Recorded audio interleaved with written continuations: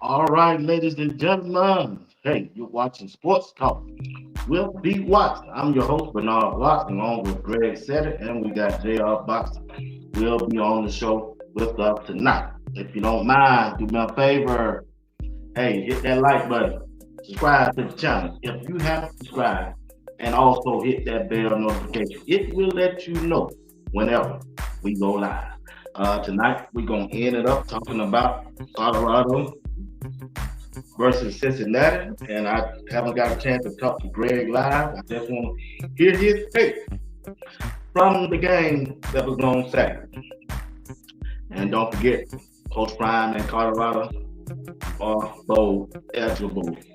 6-2 record in his second year of coaching Colorado. Hey, gotta give a shout out to the sponsor tonight. That's Whitaker Building Supply, right there in the city of Jackson, Georgia. If you need windows, doors, flooring, roofing, nails, hammers, sheetrock, lumber, give them a call at 770-775-2086. I want to thank them for being a sponsor of Sports Talk with B. Watson, along with Mr. Robinson, right there in the city of McDonough, Georgia. Mr. Robinson will help you if you need a Colorado t-shirt or mug, tote bag, anything with Colorado or anything that you need made. Just give her a call. The information is strolling at the bottom of the screen. Go there on my Instagram page at bwatts1, and it's in the bio. The link is in the bio. Click on that link, or you can go right there in my community section. It will let you know how you can order a t-shirt and everything. All right, got Greg up, bringing up JR. We finna get into the show once I get this music off.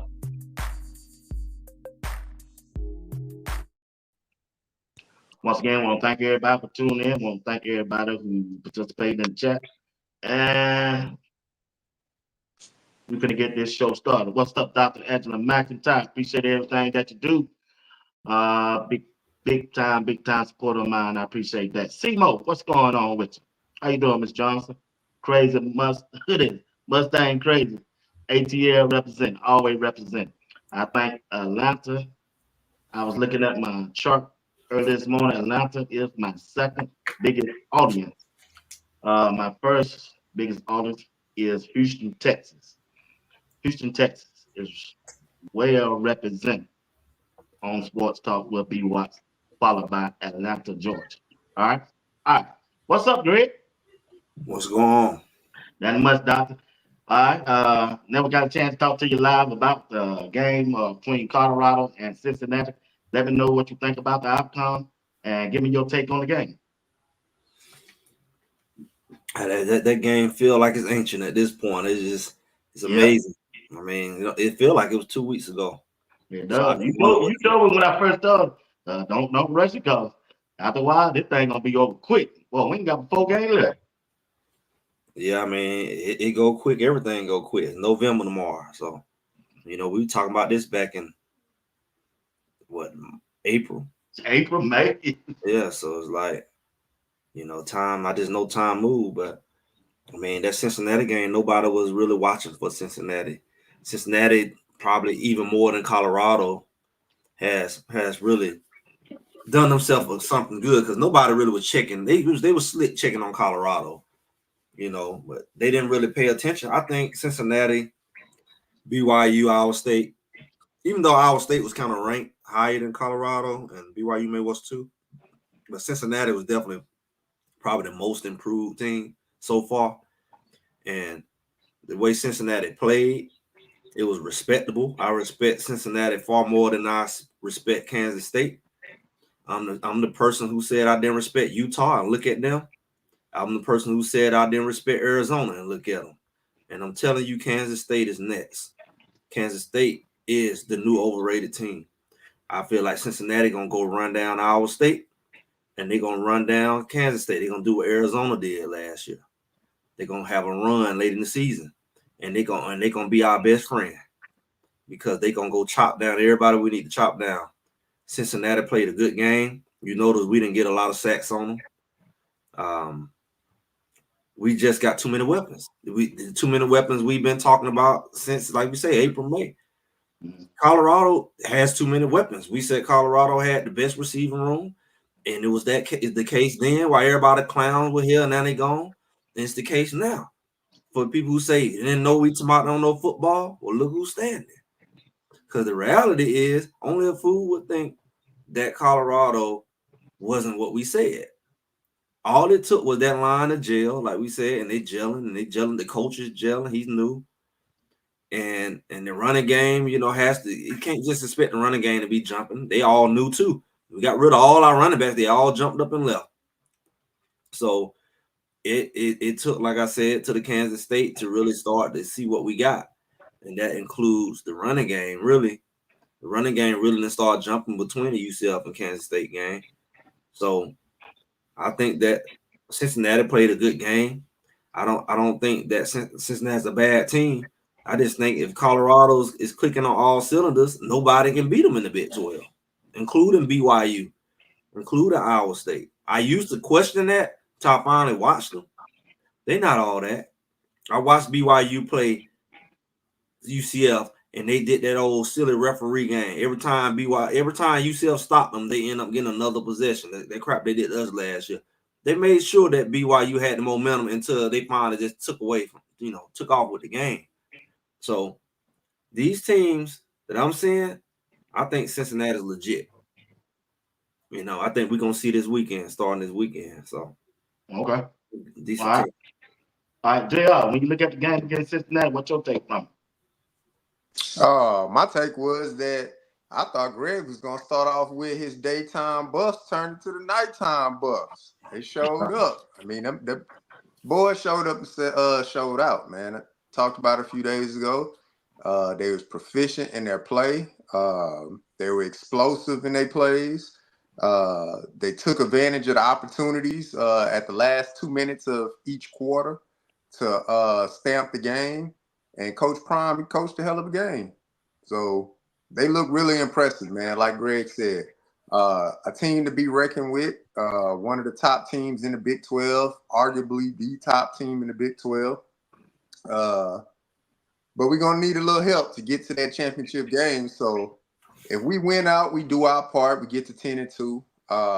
Get a little help from some in-conference foes like Cincinnati coming up this week.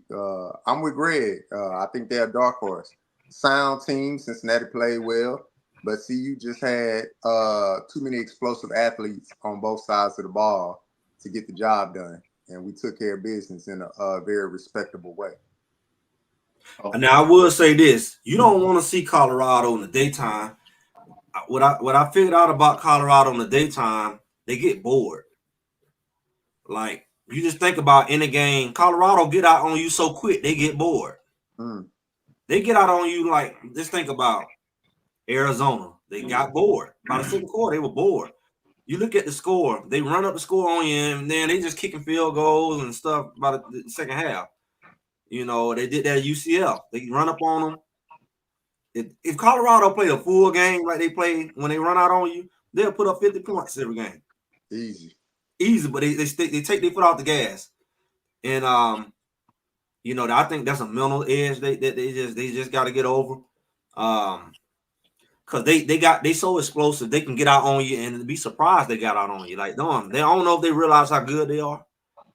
And sometimes they jump out on them. They be like, dang, we jump up on them. It's like a self-fulfilling prophecy. Like, we need to make this game seem more manageable because Are we really that much better than them? Or, you know, and we seen that against I think we seen that like last year with Stanford. Oh yeah.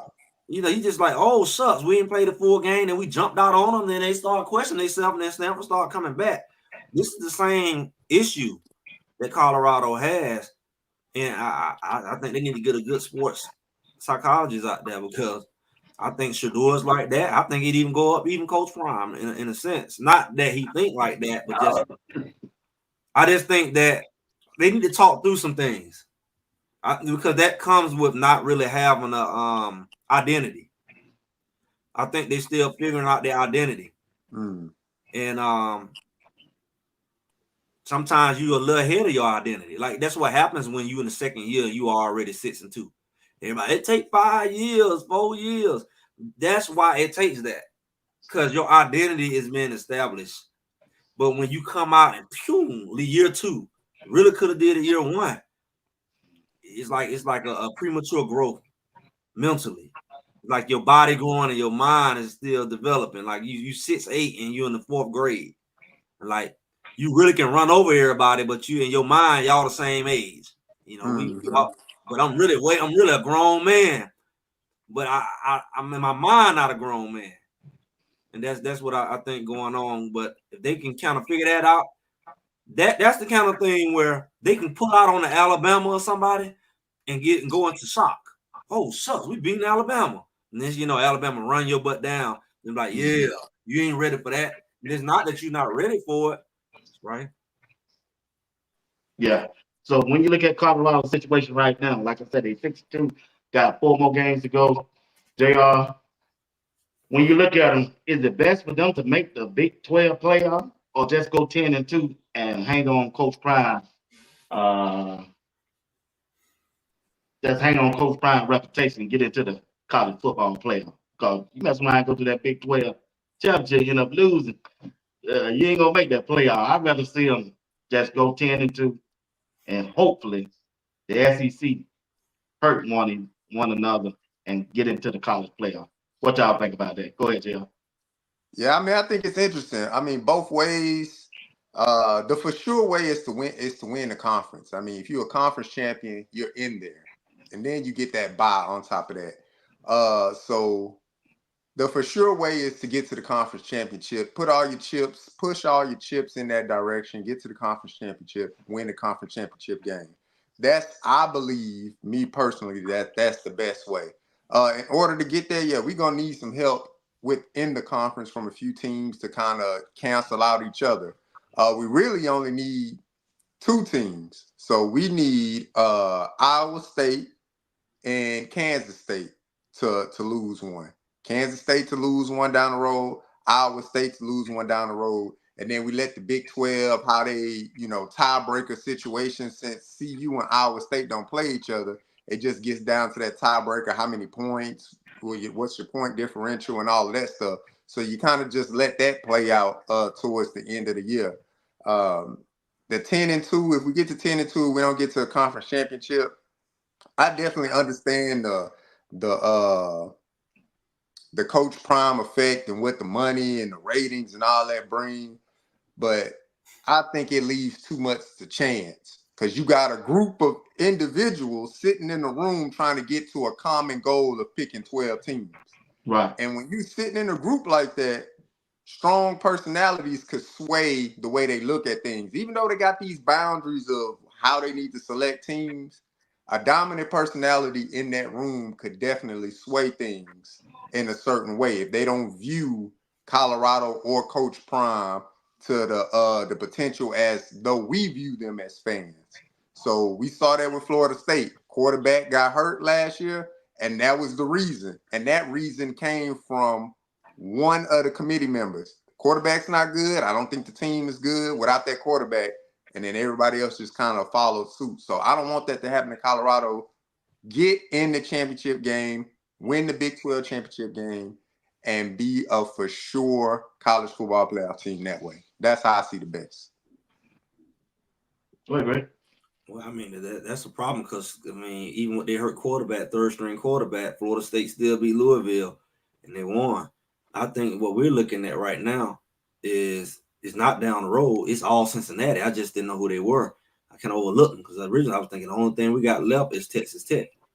And they still got Texas Tech too.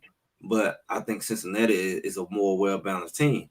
And this in the next 2 weeks, we will know real soon. Cincinnati got Iowa State this week. They got Kansas State next week. And then the end is going to be when we see Kansas State play Iowa State.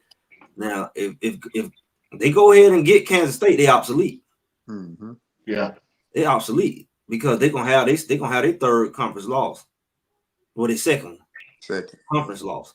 And so what you're looking at is it's all in the hand of Cincinnati, and that's why we needed to beat them, just like we need to beat Kansas State.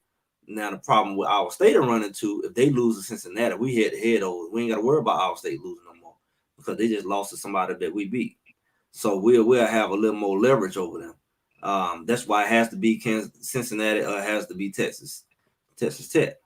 But I think the biggest thing in that 10-2 situation is it's gonna purely depend on who's in that championship. Because if both of them teams in that championship undefeated only lost one game, they can afford to, like, let me say Iowa State. If Iowa State going into the championship undefeated and they lose that one game to BYU and BYU undefeated, they both still going to the playoff. Are they both likely? They're the two teams that can go. Now, if they lose, if they already got a loss going in, and it's their second loss, they still may go. So it's like you don't want Iowa State and BYU to be the two teams in the championship. Now Kansas State go up in now and get it'll be considered their fourth loss, right? A third, then your record better than them. Third. Yeah, your record better than them. If they lose no more games, get in the championship, and they lose, that'll be their third. And so your record better than them at that point. So that's where it get tricky. But if it's one of them teams who only lost one game or no game, if they was to choose a second Big 12 team, it still would be the two that's in there. But what people are not really looking at is Colorado going to be in a good spot either way. Because if they don't make the playoff, guess where they going? I'm going to tell you where they going. They was there last year. People thought I was joking. They're not going to the Park Tart Bowl. They coming straight to the ATL. They coming to the Peach Bowl / AKA AAA Bowl New Year's Eve. Right. And guess who? And they wanted them last year. They was there at the game. So that bowl game in Atlanta in the Mercedes Alabama too. Everybody talking about it I see it on Twitter. Who? Them in Alabama. That's the game everybody. Yeah, I ain't heard nobody say it, and I ain't heard Alabama. But whoever it is, it's gonna be a good game. It's gonna be another team who barely missed the playoff. So it could be anybody who now it couldn't be Alabama because Alabama might make the playoff unless they lose another game. Oh, they expect them to lose another game. Yeah, but they can also play the role of the Riddler out there and knock off somebody like an LSU. So they can beat them. They can knock off, because see, that's what I'm telling people about the SEC.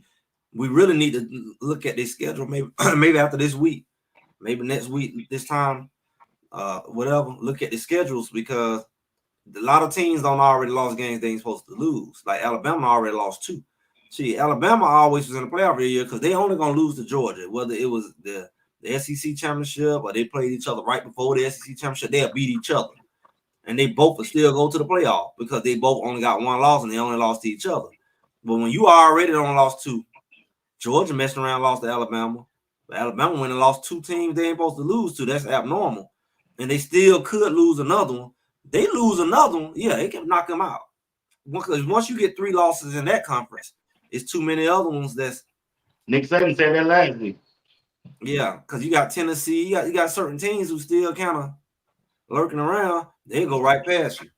So yeah, Alabama could mess around and beat Alabama and mess it up for everybody else and make sure they get 3 losses. Yeah. So Alabama is our Cincinnati. Alabama can do more damage by winning than losing at this point. For sure. Trying to make the playoff. LSU on the schedule. They can.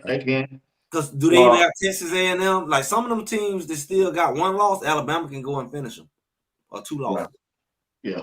I agree. I agree. JR, when you look at the play of Shedeur and the way he's playing, but at one point in the game, he was 15 to 15. I think I Mhm. asked you on Tuesday if that wasn't locked in, I don't know what it was.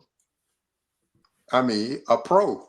Pro's pro. I said it Tuesday. He's a pro's pro, man. He's methodical in his decision making, very calculated, uh, knows the plays in and out. The one sack he took because he was waiting on a wide receiver to get that proper depth, and that wide receiver didn't get that depth. And Travis said, that's my bad. That's my bad right there. So he's a pro's pro, man. He's ready to. He's been performing at a high level for so long.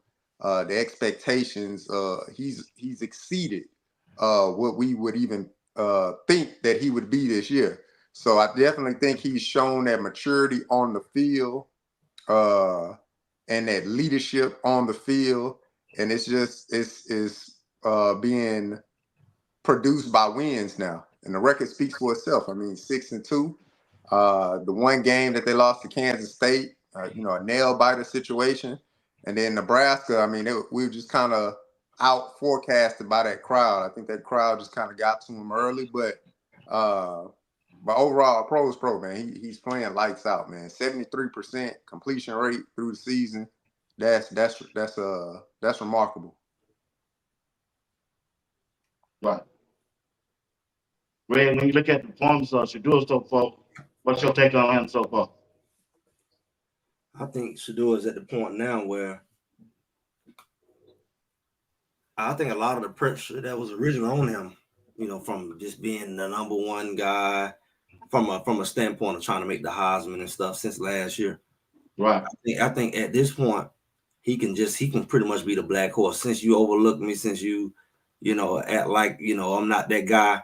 I think he can really just go on a run. He can be a big factor in the offense for the rest of the year, and just really just make a point. These last 4 games, and I don't know, be the guy who we saw in the beginning, and sometimes he went 250 yards and stuff like that. Be that guy throughout the rest of the year, and that'll be a big factor in how this team play going forward, as far as making it impossible for them to lose. Because if they can outscore anybody if they score 'em. It's when they play down to a low level that a subpar team can be in the game with 21 points or even 27. But if Shedeur go do what he do, it really don't even matter. If he's scoring 30 plus points, he putting a lot of pressure on teams to try to score against our defense. Right. So as long as he's doing that, as long as he stay in that 30 plus range, he can pretty much solidify the rest of the games. Because the rest of these teams outside of Texas Tech, they mostly gonna be trying to run that ball. Mm-hmm. Yeah, you're right. So when you look at the defense side of the ball and the way they playing so far in the first 8 games, what are some of the improvement that you would like to see on the defense side of the ball going into the last 4 games, JR? Just better tackling overall. I think that's still something that the defense needs to improve on. Just tackling.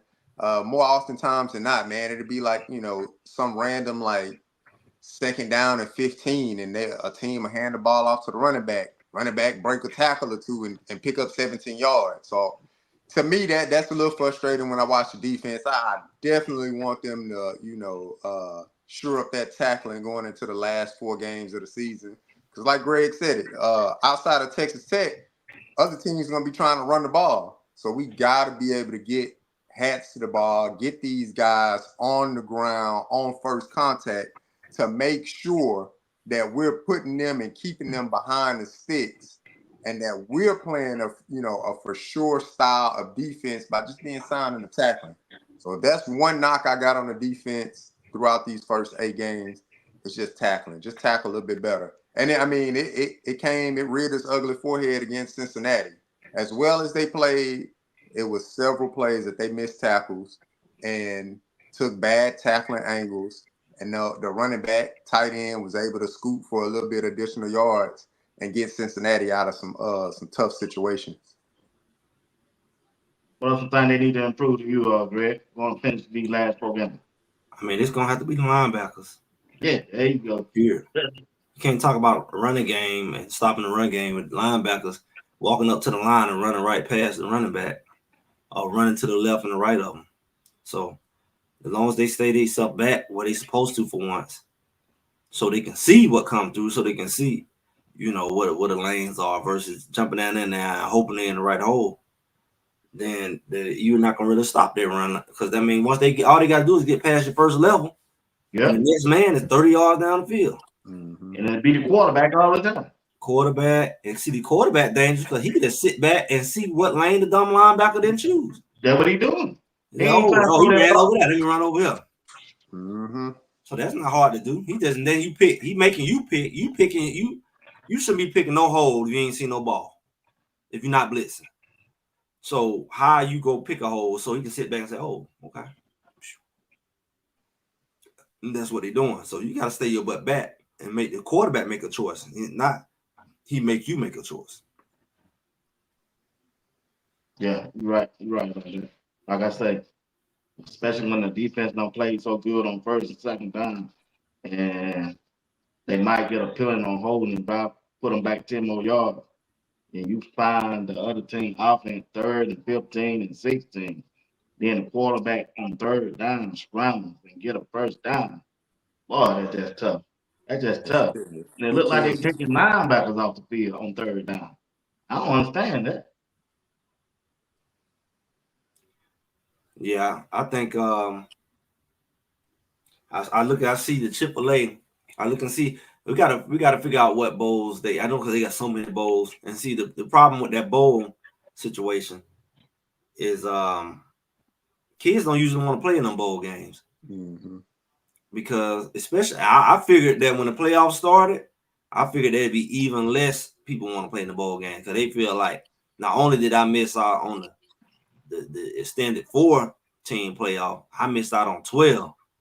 Like you say, now the AAA bowl gone to that. So it's like, because it was, I remember back in the day they would rotate them between the 4 majors, the championship. That's all you had. You had the Rose Bowl, Fiesta Bowl, Sugar Bowl, Cotton Bowl. You just kind of you rotated. And now when you add all these others, it took up some of those second tier bowls. Mm-hmm. And so it's like, what do you really have left? It's like you got to create a new identity, because those bowl games already have identity outside of the playoff. They was true bowl games. That's why, honestly, that's how you know people about money.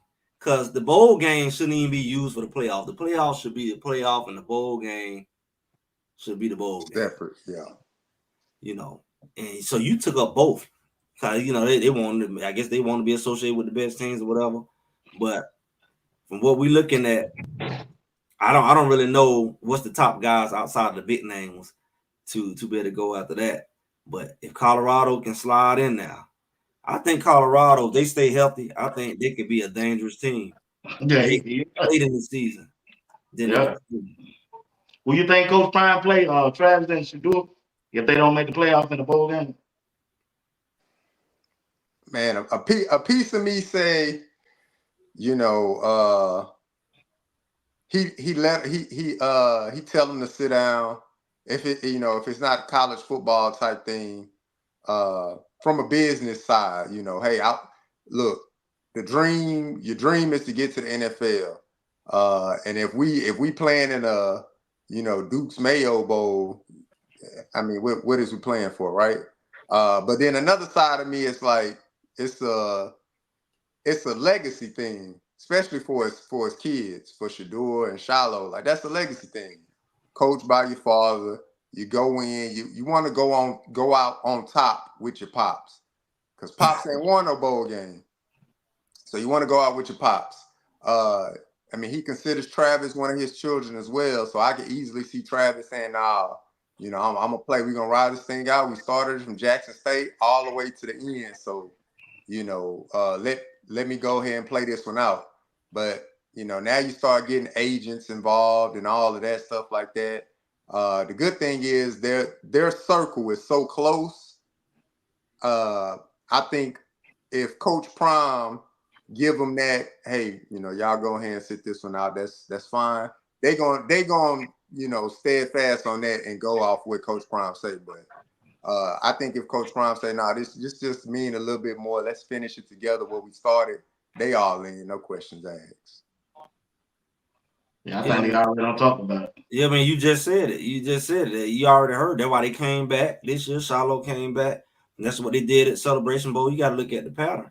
They have no other way of knowing when the last game gonna be outside of going to the playoff or something. Every game can be the last. If they can kind of conjure up and control the last game, or they know that's the last game, they can count it down and do all the pressers with it and all the marketing.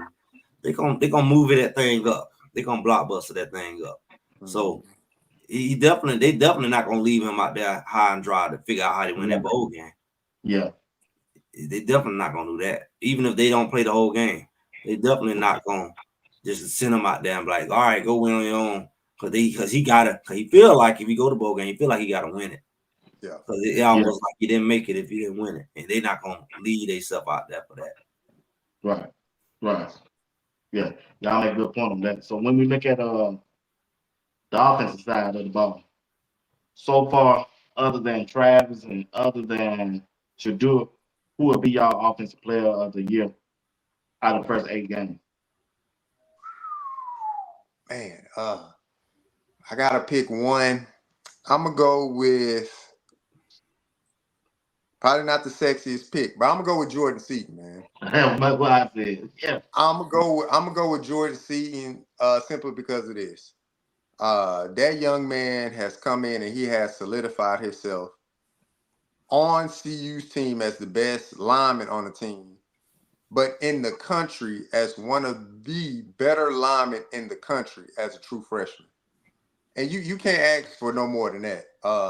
Talented guy coming in, could go to any university that he wanted of his choosing.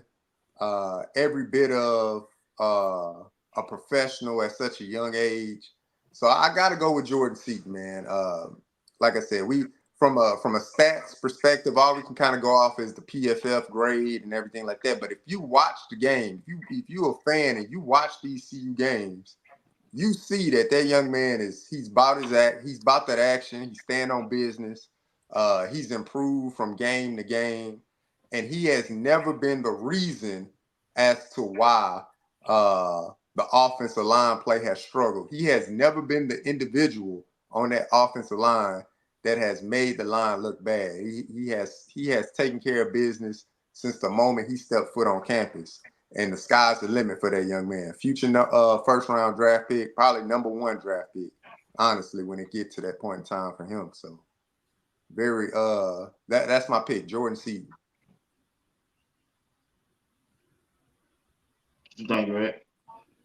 I mean, it's got to be Shedeur. You talking about most valuable, right? I said other than Travis and Shedeur. Well, I think then we'll have to go over to, depending on how the receivers keep playing, maybe somebody like a Wester. I mean, depending on how he finished out, he got his new number 1. If he can be the type of receiver he's been over the last few weeks, that know how to stay open, and know how to be kind of like what Travis, like you know how to be open and get open, or kind of like what we thought Mathis was going to be. He can be that kind of. He can be the most valuable. He can be the Wester. What's the receiver that Tom Brady had up there in New England? Welch, something like that. Ooh, who you talking about? Welker or Edelman? One of them. No, well, both of them. That style of receiver that the quarterback can rely on, then that would make him valuable, especially going down the stretch here, because Welker. I mean, and if you, both Welker, that's a name for you. I knew it was going out. But I was also thinking about Wester and Welcher. I knew it's very identical. Yeah. If he can be that style of a receiver, he can make a situation for himself in the NFL as well. Because, everybody not going to be the guy who go deep all the time. Right. Who can be that guy who get the ball and in the middle of that linebacker try to come down on you, squirt past him. And that's what he's been doing. He just squirt past him, and they can't even really take him down. He definitely be more similar to Branch. how Branch was back in the day. Deion If Branch. he can pattern himself after that, he can build himself a career in the Right. NFL. Yeah, I agree with you on that. But I am impressed with Jordan Seed, man. The way he has played so far as a freshman. I know a lot of people questioning me and Greg when we were coming on. I don't hardly see him no more in the chat, popping their heads up by talking about we relying on a freshman to be on our offensive line. Man, that dude he don't have this ground. But it's like, what do you expect? Like when you, let's be real. See, that's that Colorado crap. Like I know he a high schooler and all, but he's the number one lineman in the country.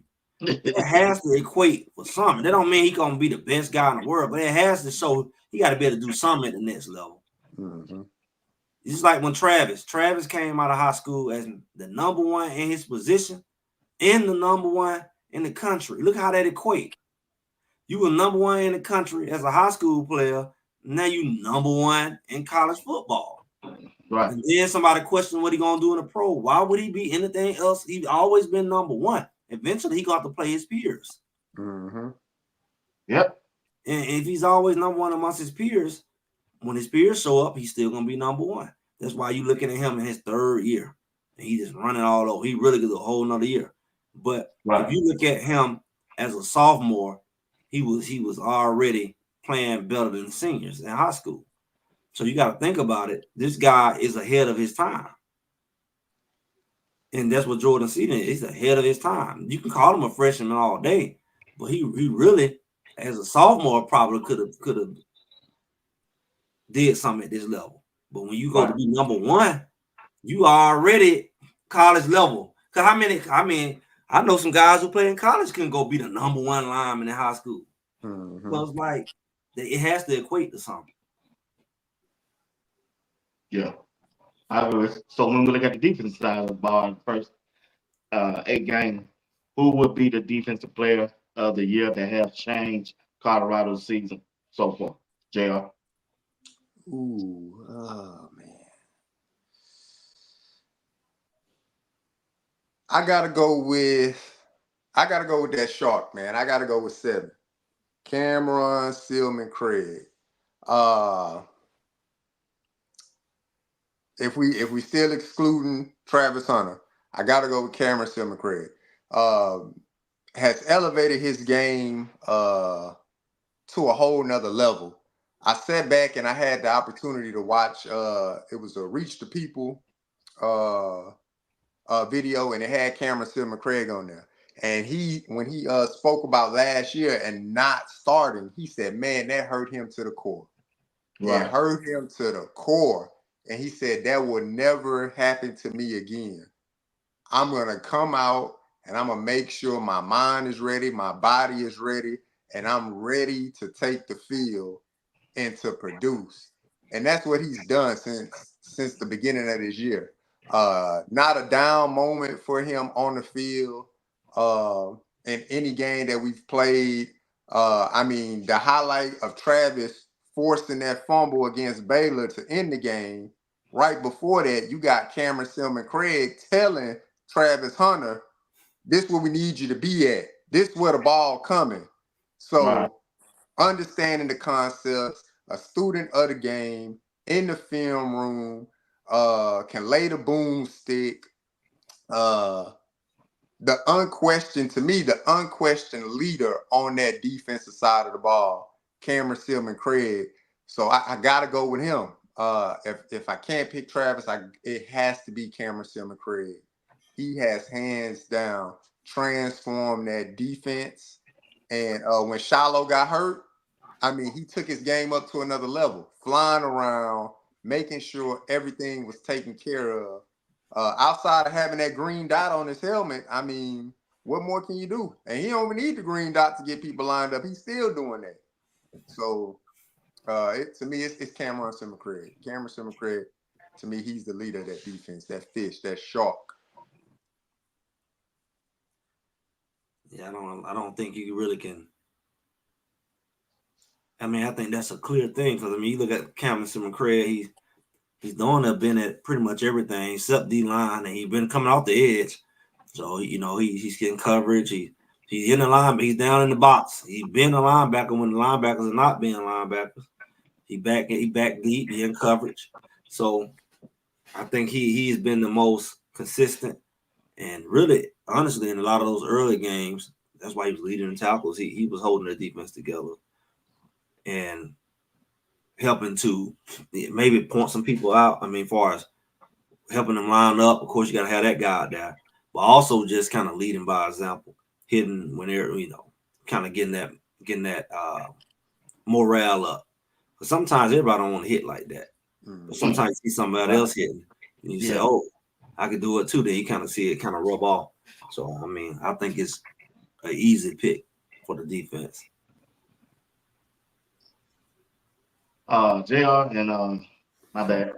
I caught my tip through my phone. Check this out. The defensive coordinator, Robert Livingston, surprise y'all? Heck yeah, man. Look, I'm not gonna say I was one of the doubters, but I mean I had questions, right? You was a doubter, JR. I could pull it up. I had questions, man. I had questions. What I didn't question was his loyalty. Because to be in the NFL, on an NFL team and that program for that long, I'm not gonna question your loyalty because coaches changed and he was still there. So I didn't question that. But what I did question was putting it all together. How do you get in a room full of strong personalities and you make it all fit together? Because in that circle of trust, you're not in that initial circle of trust. You wasn't at prime prep with Hart and at Jackson State with Flea and Mathis and all these guys. They got years of a bond that is unbreakable. And you coming in, you're placed in that situation to say, literally, our defense is rated the worst defense in NCAA the year prior. Need you to come in, utilize your experience, galvanize a group of young men, galvanize a coaching staff, and make it better. And oh, by the way, we ain't got that much time to get that done. We need to turn around like now. So knowing all of that, man, yeah, it had me like, oh, man, I don't know. I don't know if this the guy, man. You look at the resume and you'd be like, okay, well, he got a resume, man. But what I didn't question was his loyalty. Look, you stayed at the Cincinnati Bengals, whatever that reason was, you decided to stay, and I'm not gonna question your loyalty. Putting it all together on the field, that takes utterly responsibility from somebody that is ready. And he showed, man, he's ready. He got these guys going in the right direction. The coaching staff seems infused with all these different personalities, but he's showing his own personality. I mean, coming out there and saying we got money on the floor, and not saying floor, FOOR, FLOOR. He flow. So he know what's going on. He know what time it is. He know the culture. He understanding, how to get to these young men and how to talk to these young men. And when you hear the players talk about them, man, their eyes light up. They rave about them. So I'm thoroughly impressed with the way he's going about taking care of business and the way he's been able to galvanize that defensive group and get them together. So my hat's off to Coach Robert Livingston for sure, man. Doing a hell of a job. What about you, Greg? I mean, I think I don't say this before, but I'm gonna say it again. I guess they just think Coach Prime is the dumbest, most talented athlete ever. I mean, this guy's played at every level. He's dominated at every level. He's a Hall of Famer. I guess that counts for nothing. He's been an analyst for years. He's done everything he did, and they make him the dumbest guy ever. He can't coach college. He can't coach HBCU. He can't coach LCS, can't coach FBS. He just don't know football. He just some kind of dumb jockey that played it. So with that foundation, I guess I'm assuming they've assumed he's so dumb in the sport that he mastered that he didn't know how to choose a coach. Like he just a person off the street, eeny, meeny, miny, pick a coach. That's what it sounds like to me, and that showed me that people are dumber than what they appear. Because if anything, he should be able to do, he should be able to duplicate what he's been around for the last 40 years. You know, when you think about it, you think about the fact that he's been in the field. He's been, like you said, he's been a player, he's been a coach, he's been a parent. He know what's needed at this position. How would you question that at the end of the day? So that's what I feel about it. Like if you question his ability to choose, you know, I don't know what's the comparison. I know he's an anomaly. How many gold jackets you have but they I guess they just make that count for nothing pretty much. You know, they just make that count for nothing. So yeah. So going forward, they on the road at Texas Tech. What y'all expect how the game gonna turn out? Depending on if it's a nighttime game, like I said, I've been to Lubbock up there at a nighttime game once before, back when the Longhorns was still in the Big 12, and it's a raucous stadium for sure. It's not to the effects of Nebraska. It ain't gonna blow you away with the amount of people in the stands, but definitely those people eat, drink, sleep, all of that up in Lubbock, because that's all they got. That's their team. That's it. Outside of being probably a Cowboys fan for most of the people that stay in Lubbock, the Texas Tech Red Raiders is it for them. That's all they got. Just be ready, man. Be prepared. Come in there, get off to a fast start. Close the door on anything that Texas Tech think they'll be able to do early on, and then just knock out, drag out all the way through. But like I said, depending on if they're playing in the daytime, CU gonna show up. They're gonna get out to a hot start. They're playing at night. Lubbock at night, man. It's like Halloween. Tell you, I done seen Texas going there number 4 in the country, lose by a lot. I done seen Michael Crabtree, the miraculous catch for Michael Crabtree, tightrope sideline. They had Oregon last year. Hey, why everybody keep saying there's something wrong down there at night? They had Oregon last year. They had Oregon on the road last year. Should have beat them. They were dumb enough to get the game back. What was called? Was it referees or the way they played? At the end, but Oregon, they was just like surprised they had the lead. They had Oregon last year. I don't know if it's the dust in the air, the dust bowl around. I don't know what it is, B. Watts, but it's something about doggone Lubbock, Texas, man, that if it's a night game, I don't know what it is, man. And they gonna be blacked out. If it's a night game, it's gonna be blacked out. It's gonna be all black. Everything in the crowd. You'll be throwing tortilla shells at the back of your helmet. Man, it get crazy out there, man. But yeah, so it seemed like at night Texas Tech play out of the world, man. They have an out-of-body experience. Man, it sounds like y'all expecting a close game, then. It's year after year. It sounds like you expecting another night game. Yeah, I want it to be a daytime game. Shit. What they waiting on? Oh, it's gonna be night. You ain't got to worry about that. You ain't got to worry about it. Night buffs. It's gonna be night. I want it to be a daytime game. You already heard Coach Brown say he ain't trying to challenge for that. He just got a gym. I said, dog. It's gonna be a night. I guarantee. That ain't what he said. He just said, I'm just gonna act like I'm glad to have a night game or have it be on TV. But you the hot ticket. You ain't got to. You can do the picking. You ain't got to bed nobody.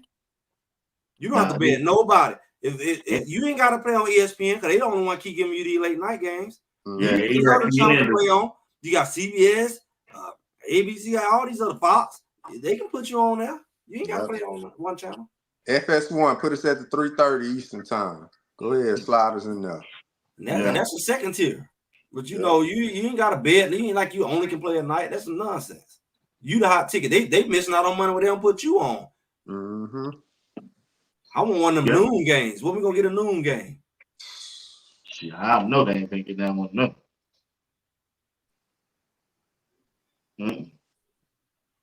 Yeah. Maybe that ranking, maybe that number 23 I got 10 more minutes, guys. Got about 10 more minutes. So go ahead, JR. I said maybe that number 23 ranking that'll put a little bit on it. Get us a noon game, noontime kickoff. Oh, you got so you said the ranking get you the day games? I hope. No. If the rankings might get you all night games, and they figure that'd be the best way to get you beat. Look, hey, get us to 12 FS1. Get us that big noon kickoff slot, and then go ahead big noon kickoff down there to Texas, Lubbock, Texas for big noon kickoff. Number 23, Colorado Buffaloes coming into town. They don't waste all the big noon games we could have had. They don't. I wonder when they gonna come out with time. I was watching Neely and Big Dog Chico, and Neely said they usually get it about 6 days before, somewhere around that 6 days. They're gonna wait till the weekend. Game. So they're gonna wait till the weekend. I think that the game versus Cincinnati would have been a good big noon, but I think they already did. Was it big noon when it was in UCL? Nah, we was at the 3:30 slot. But the big noon was there though, and that's another point. We should have played at noon. So. Big noon was there. I just think College Game Day somebody could have showed up for that Cincinnati game, but Texas not gonna be it because Texas Tech don't lost too many games. Yeah, that shit about out. Ain't nobody we playing that's left has a good record. Yeah, that last game gonna be a noon game. I seen that yesterday.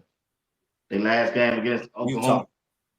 Oklahoma State. It's a noon game. The last game of the season. They played at noon. Yeah. Oh, that's good. That'd be live. Yeah, I got the email on that. It'll be early. Hey, that's gonna be early for Folsom though. Yeah, it's gonna be like. But you remember the first 10 o'clock in the morning out there. They did it in Nebraska last year, and they did it at I think USC game. So they played some early games. I think that at the end of the day, I guess they can say y'all got at least one day home game if they don't already get you home. Yeah, give us something, shoot. Throw us a bone, man. Yeah. I ain't gonna tell the story. I'll be going to sleep on them, boy. I ain't gonna lie. When I wake up, go to the bathroom, definitely I watch it again. Man, I'm not standing up till 2 o'clock in the morning, watch that, man. the group chat going off. Hey, waking him up. Hey, I put it on silent. I put it on silent, JR. Go back and check your history. I put that thing on silent. I respond, y'all. We ain't hear nothing from BY. Hey, my phone automatically at a certain time cut everything. I'll be wondering, I'm missing messages. Yeah, I pointed out on them, man. I said, man, I catch it like later on about 4 o'clock in the morning. Yeah, man, but I didn't think they were gonna lose that game. I didn't see no reason why I didn't think they would lose that game against Cincinnati. So y'all really think Cincinnati gonna give Kansas State a hard time? Sure, yeah. Yeah. I don't. If Kansas gave them a hard time, what are you talking about? Cincinnati way better than Kansas. They ain't gonna beat Cincinnati. Ain't gonna beat nobody. I ain't gonna hang my hat on that. Cincinnati is stopping the run. That's gonna be the key. I ain't gonna hang my hat on that. No. Because if Cincinnati don't should have went on and beat Kansas State and quit playing around. They should have. The only team that Cincinnati lost to was Pitt, who was ranked, and they lost to they beat Arizona State. They lost to Texas Tech. Yeah. See, Cincinnati can't stop a passing team. Yeah. Yep. But Iowa State ain't no passing team, and Kansas State ain't really no passing team. Ain't no passing team. Yep. That's why I say Cincinnati just got to stop that run against Kansas State, and because I mean, if you're playing 8 in the backfield, you're playing 8 back there in the defensive backfield, 8 in coverage. They playing zone the whole game, so they just need to run up and make the tackle. That's it. I'm saying they ain't playing man like we did. Mm-hmm. It's a matchup. I think it's a matchup nightmare for Kansas State.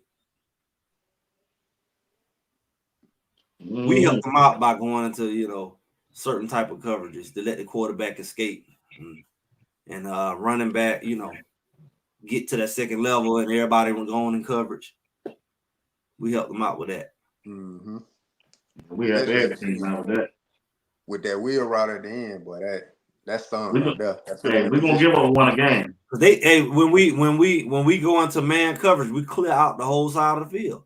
Ain't nobody there. Ain't no zone. Ain't nobody dropping. Everybody gone. So you just clear them out. That way we clear them out and they run somebody right behind them. Wheel, whatever, tight end, whatever. They go straight across the field. Send them 2 wide receivers straight across the field. And leave that wide open. Wide open around in. And if they ain't throwing it, the quarterback running. Yep. To that side because it's open. Yeah, every game. And I can't figure out why they ain't figured that out yet. I don't know. Man. So they got the bye week. They get it right this week. You gotta have some killer linebackers when you're doing that. They can't move side to side. Too slow. I think weapons need to be out there more. But hey, I ain't at practice, so I don't know. Yeah. Yep. All right, got 3 more minutes. What y'all got? Whatever y'all got left, go ahead and shoot it off. Yeah, Greg. Greg ain't got no energy, man. You all right? Been out there trick-or-treating? Hey, man. I'll let you have it, man. I did 2 miles, man. My little girl had me out there. Hey, man. Candy, 2 miles trick-or-treating, man. I went in, I came down and turned my light off. Well, they started early, boy. That's what we did. We started 6 o'clock in the neighborhood, man. Yeah, we started at 4 o'clock, boy. She said she wasn't going to stop till her candy bag was filled up to the top. I said, all right, then. I set my watch. 2 miles later, we back. I said, all right now. But yeah, I'll just get home, man. I said, man, who is in my driveway? I said, okay. I said, oh. All right, then. Yeah, man. But like I said, it's a bye week. Ain't too much going on. Oh yeah. I don't know if y'all got my text. Man, I seen Tyler Brown practice on defensive side today, man. Yeah, I had to go check that out. I don't know what that's about, man. As far I don't know y'all what that about, man. I said D. Lewis trying to get it right too, boy. Y'all didn't see it. I'm well off. I saw it. I saw it. Well, last year that's what he was doing. They say last year he was the only one that can give him a push up the middle on the scout team when he was not playing. They say who is that? And they said, it was Tyler Brown. You remember? They were talking about him last year. So he had on another jersey. And everybody's trying to figure out who that big D lineman we got out there. And that's Tyler Brown. Tyler Brown might mess around and he might be another 2-way player. Because we ran short because we lost some depth. We lost Big Carter. Mm-hmm. So Barnes, he only can give you 1 or 2 plays. Shedeur, they said, let's go ahead and put Tyler Brown. Maybe he can give us a couple plays over there because he already rotate. Yeah. So Tyler Brown come out and Mayers go in. You can throw Tyler Brown over there on defense. Give you some more depth in the middle. Because Barnes, that's your homeboy, but Barnes, you can't leave him out there too long. Yeah, he good. He good Barnes for 2, 3. There. I already don't see. I see it on tape. They keep him out there. He might not be doing that out there, but he out there.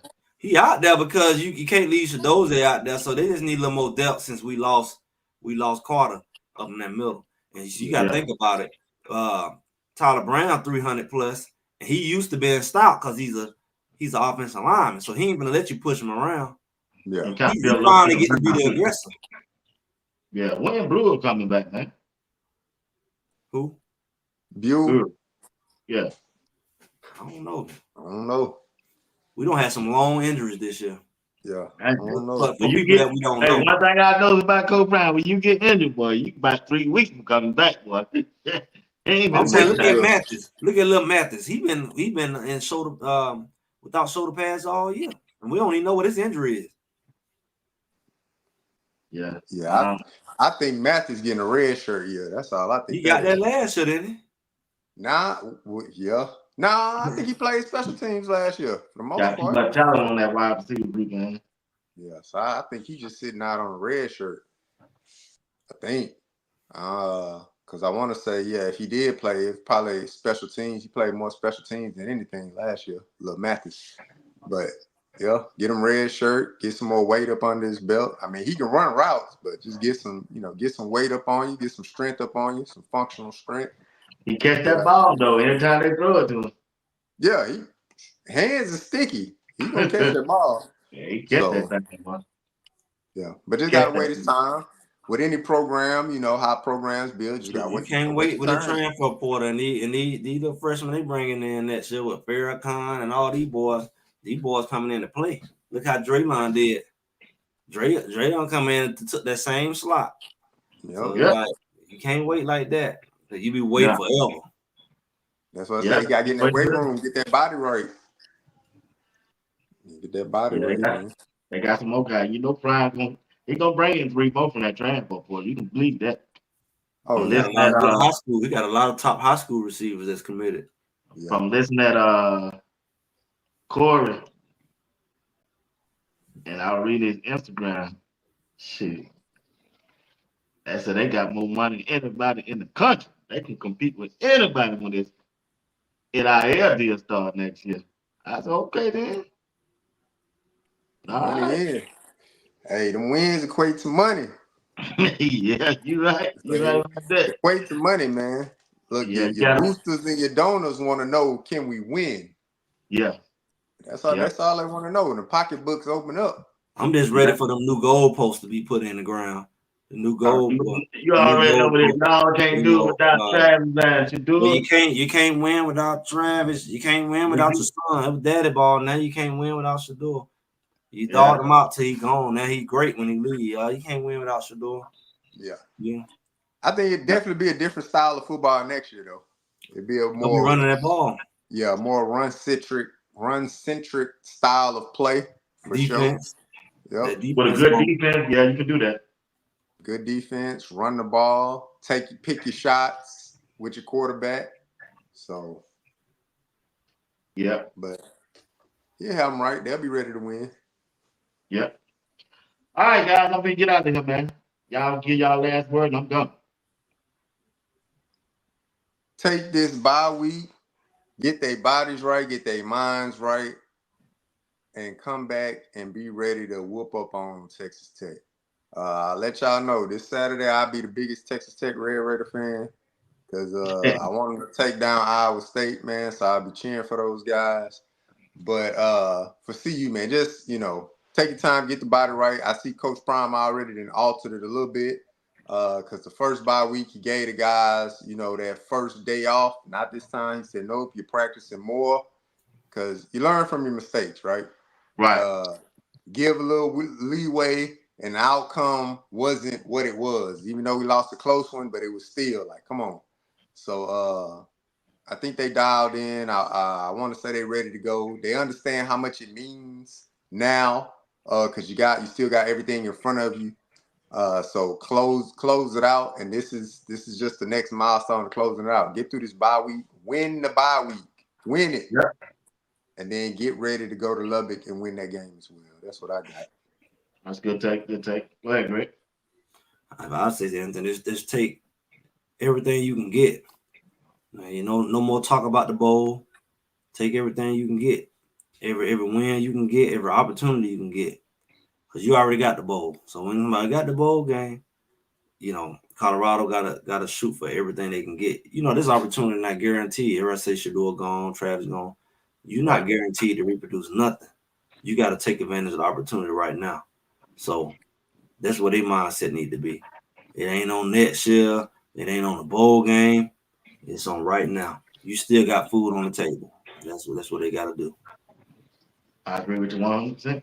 I agree with both of y'all. All right, guys, I'm out of here, man. Want to thank everybody for tuning in tonight. Appreciate everybody. Don't forget to tune in Sunday. We'll be back with the fellas. That's Rob, Band, me, and Coach Drake. All right, guys. Appreciate you. Y'all have a good night. Enjoy your family and be blessed. All right. All right, B. Watts. All right, Greg. All right. Have a good one.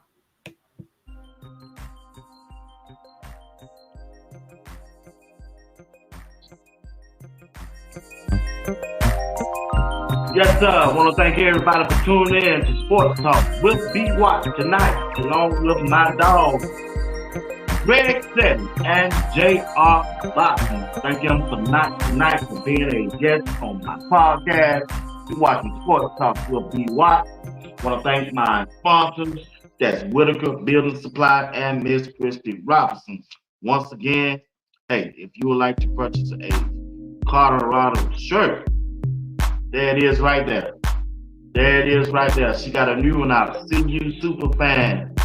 If you don't want to see you, hey, you want to go a different route? Hey, stand on business in purple.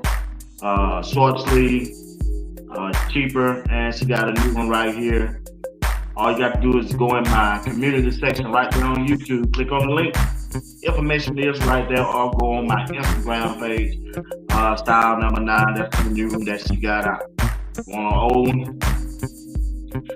There it is right there. That's the first one that she made, and the second one that she made, and the third one that she made. Yep. Thank you, Christy Robinson, for my birthday gift.